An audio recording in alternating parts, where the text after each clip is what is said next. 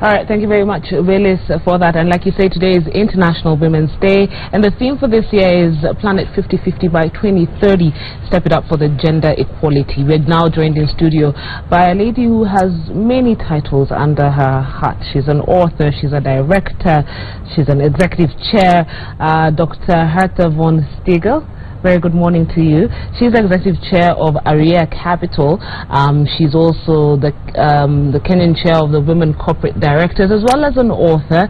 The book is called The Mountain Within, Leadership Lessons and Inspiration for Your Climb to the Top. A very good morning to you. Thank you very much for joining us. And let's quickly get into it. International Women's Day was started in 1908, where about 15,000 women went out on the streets of New York, you know, marching for shorter working hours, or rather demanding for shorter working hours, better pay, and the right to vote. And they have been successful, you know, in their own rights, or rather achieving those goals, have been successful in their, you know, in their own capacities. But then we still see a lot of women suffer female genital mutilation, rape, domestic violence. Will this ever change, or is this a cycle that we are caught up in? I believe in change, and that's why we are here this morning. If we look at where we have come from since the suffragettes marched, and since they paid a very, very high price for us to have the vote, we have actually come a long way. When we are talking about pay gap, for example, yes, it's still there, but globally it's around 10%. We do want to eradicate that 10%, but that is a long way from where we used to be. Secondly, more than 50% of advanced degrees globally are obtained by women. So women are becoming increasingly better educated. They are taking their seat at the table. More than, or almost 50% of the workforce is female. So we are looking at women at all levels, including at board level, because across the continent, and also, you know, if you look at Western Europe, the States, and so forth, we're looking at women at Fortune 500, for example, companies having the seats at the board. In the UK, we are looking at a voluntary 25%, going up to 30%. Here in this country, we have a constitution that actually mandates a seat at the table for women. So we have come a long way. Okay, and we'll talk about, you know, women on boards and women in politics in a bit. But I want to talk about the new threat that presents itself to women every day. For me, terrorism being a very, very big threat to women, because we're seeing what is happening in Syria, we're seeing what is happening, you know, in Iraq, we're seeing what is happening here in Africa, where there's a lot of, you know, war that's going on, and women and children end up being displaced. You know, women and children end up suffering in such instances. How then should we plan to handle such scenarios? Because, like I said, new threats will be posed to us every single day as women. In the whole area of emerging threats and emerging risks is enormous, and whenever you have conflict, it is the most vulnerable that suffer the most, and that is women and children. It is appalling to think at this day and age, when you and I are having this wonderful, calm conversation, that we have more women slaves than ever in the history of the world. I mean, those statistics are shocking. They really, really are shocking. And I think we have, as global citizens, and you have Citizens TV, I think as global citizens, we have to come to the point where we say we cannot tolerate that. We cannot turn a blind eye to these terrible statistics, because behind every statistic is a person. It's a woman, it's a child, it's a man, there is a person with a heart and a soul and so forth behind all those statistics. And war is always, and I grew up after, you know, in a communist country. After World War II, my parents had lost everything during the war, so I understand what the tragedies are to some extent of war, and it is really true that it is the most vulnerable who suffer the most, and we need to step up to the plate and say this is not acceptable, and to actually allow what's happening with ISIS right now. It makes me weep. It's just unacceptable. And yes, terrorism is an emerging threat, but we focus on these large global threats, which statistically speaking still affect way too many people, but not nearly as many as domestic violence. You know, globally, 1 in 3 women is abused. Okay. We have things on our doorstep, I think, to some extent that we can control. And at least step up to the plate and say that's not acceptable. Okay, all right. We speak of gender equality on all fronts, and more so the workplace, but we still see women lagging behind. We still see women not, stepping up. And one of the arguments is women are just not aggressive.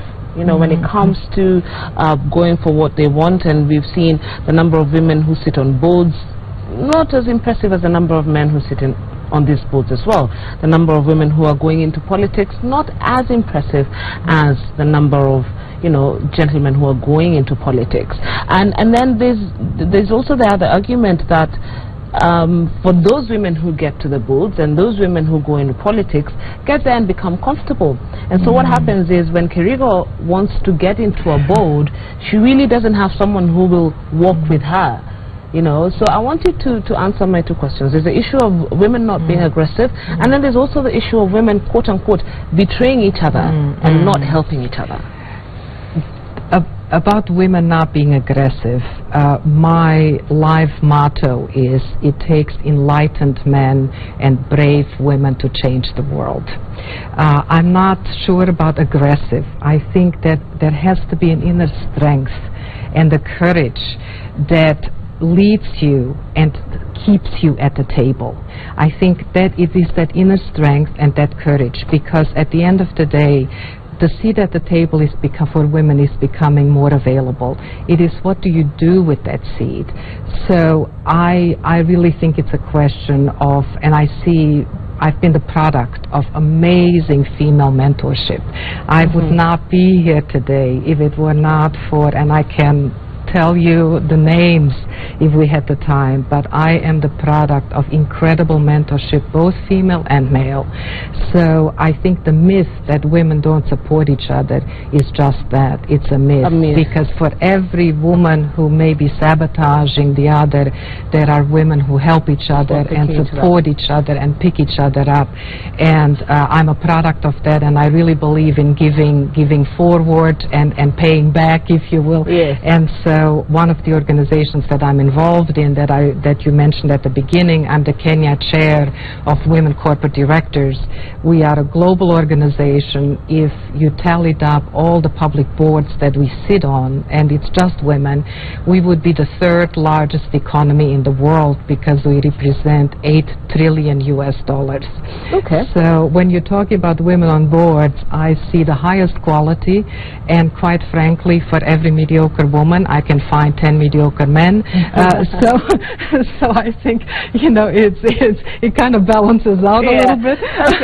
Okay. All right. Time to go to our end, and my final question is the twin one. Do you think men have stepped up their game, or rather? I think they have. Let me say that. I think men have stepped up their game in helping. Yes, let's give them the benefit of doubt. Men have stepped up their game in empowering the woman.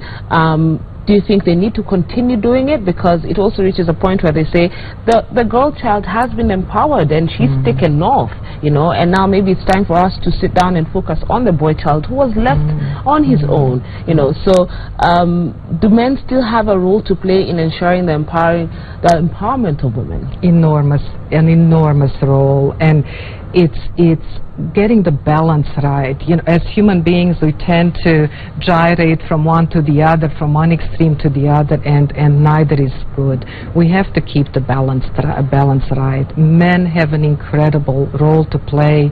I am a firm believer in empowering men just as much as women. We need to have our own sense of identity.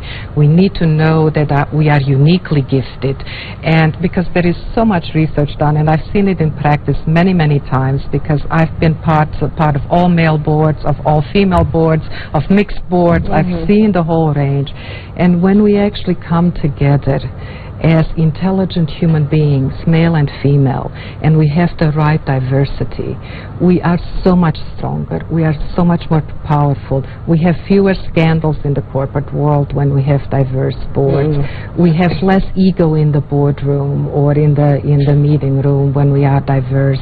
There is just so much benefit both to the men and the women if we work together. All right, so it's all about working together to ensure that the woman continues to rise and continues to soar. Dr. Herta, thank you so much for joining us this morning, and we wish you all the best as you continue with advocating for women and wanting to see them at the top, and especially in boards. So thank you so much for the good job, and we wish you all the best. Thank you for having me. All right, so now we want to hand you over to Willis Raburu, who wants to tell us who the winners of this week's, or rather last week's Digital Challenge are. Willis?